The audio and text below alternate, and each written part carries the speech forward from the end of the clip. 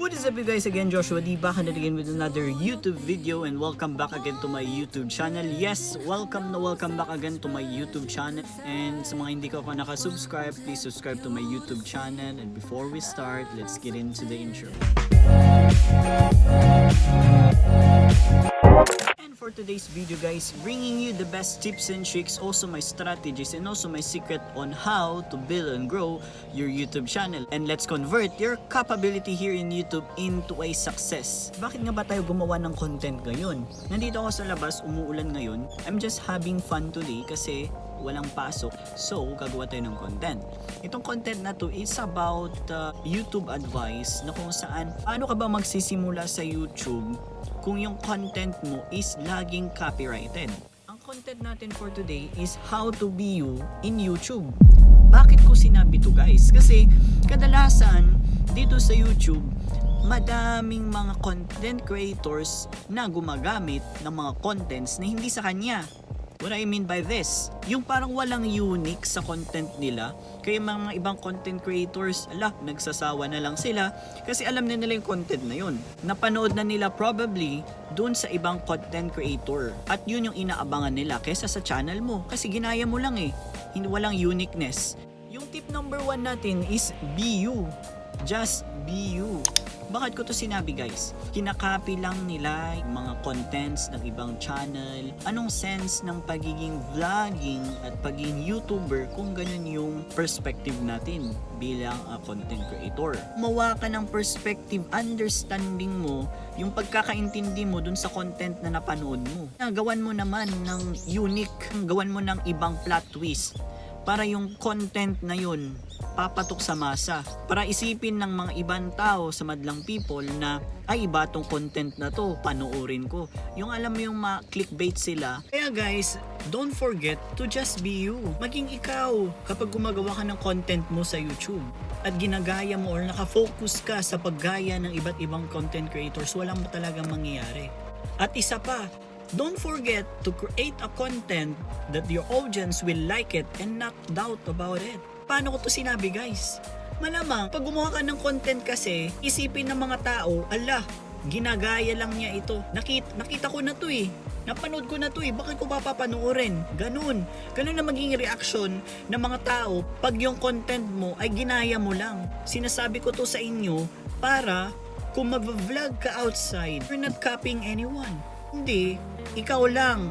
Just you. You're vlogging, talking to the camera para hindi din awkward bang nagsasalita ka sa camera, hindi ka mahihiya to show to the world that you're vlogging. Mas lalo ka pang gaganahan and motivated na gumawa ng contents kung ikaw mismo ang gumawa at hindi ka nang gagaya or nagka-copycat ng ibang content creator. At syempre, lahat ng ginagawa mo ngayon bilang content creator, makakatulong yan to attract other aspiring vloggers to help them para ma-motivate din sila na gumawa ng sarili ng content dito sa YouTube.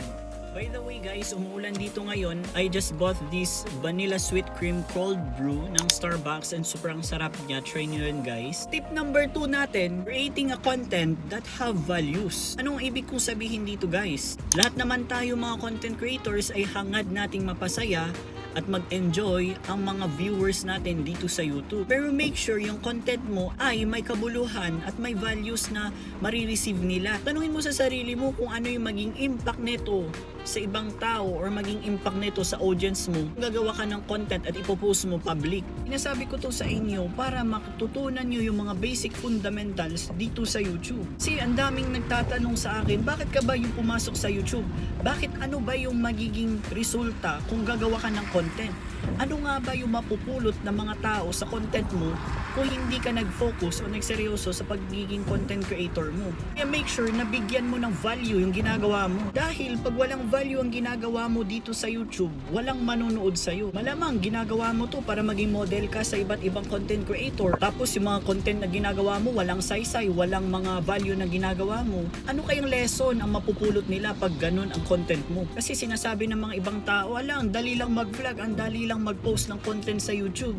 Pero totoo ba? Maganda ba yung content mo sa YouTube na pinopost mo? Remember this, lahat ng content creators may mga unique style, may sariling boses, may mga perspective, ideas, and knowledge to create a content. May sarili din silang experience or talent na pwede nilang i-share dito sa YouTube. Tsaka itatak mo sa isip mo, ano nga ba yung makukuha ng mga tao sa'yo? Ano nga ba yung magigain ng mga tao sa content mo? Para lang mapanood nila yung content mo. Kasi may mga content creators na they're begging, they're sharing their content to watch. Ano nga ba yung mga lesson na mapupulot nila kapag pinanood nila yung content mo? Mga aspiring vloggers, aspiring YouTube creators, madaming mga niche na kumakalat ngayon. May mga beauty vlogging, may mga outdoor vlogging, o talagang adventurous ka, mag-vlog ka outside.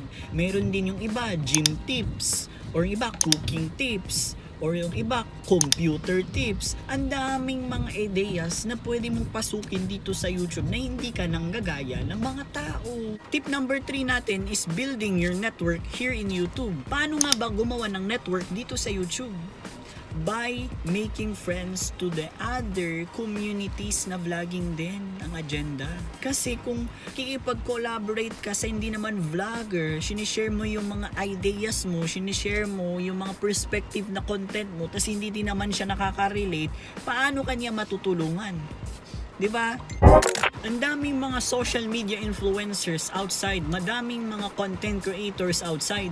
Doon ka humingi ng tulong sa kanila. Humingi ka ng tulong sa mga taong kagaya mo din na vlogging. Para in that point, matutulungan ka niya lumago sa YouTube. Dahil kung walang coordination sa collaboration ninyo, there's no connection at all.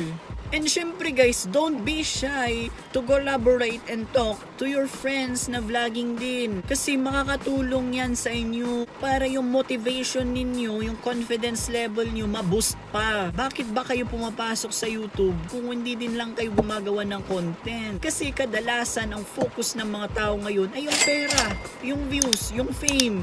Hindi yun guys. Kasi yung mga yun, bonus mo lang yun, prizes mo lang yun na matatanggap mo kung maganda yung content mo dito sa YouTube. At syempre, hindi mawawala dyan, don't forget to listen to your audience, to listen to your comments in your channel. Bakit ko to sinabi guys? Dahil kung hindi mo tinutuunan ng pansin yung mga viewers mo, hindi na sila babalik sa'yo. Kung nagko-comment sila sa mga videos mo, make sure na komentan mo din sila. Make sure na balikan mo din sila. Lalo na pagka vlogger mo, puntahan mo yung channel nila.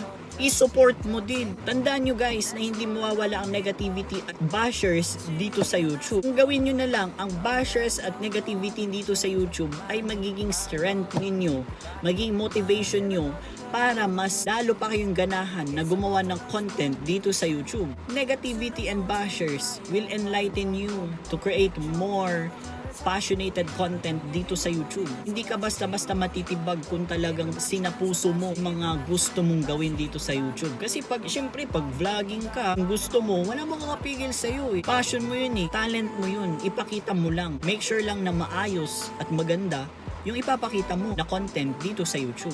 Bigyan mo ng importansya yung mga content creators na nagko-comment sa channel mo para patuloy na pagpunta at paglago ng YouTube channel mo. Kasi yung mga negative at saka positive vibes dyan sa channel mo, sila din yung mag-share, magla-like, magko-comment sa channel mo. Basically, kung may natutunan sila, ipopromote nila yan. I-share nila sa community page nila sa YouTube or i-share nila sa lahat ng mga social media account nila. Kaya yun lang naman guys yung content natin for today kasi ang lakas na ng ulan. And super thank you so much sa walang sawang pag-support sa aking YouTube channel guys. And super ang saya ko lang dahil nandito ulit ako sa YouTube na nagtuturo sa inyo. And grabe 2025 na keep supporting lang itong YouTube channel ko. Don't forget to subscribe to my channel and hit the notification bell para nga ma-update ka sa lahat ng mga ipopost kong video. And sana may matutunan kayo dito sa content na to. Yun lang guys yung content natin for today guys. And hope you really enjoy this content. If this is your first time to go here in my channel and see my face, don't forget to comment down below and I will welcome you. So thank you very much for watching this video. Encourage one another and build each other up. See you guys on my next vlog. Bye-bye! I think I'm living my best life. I can lay out in the sun. At take note quote na, don't be shy on collaborating.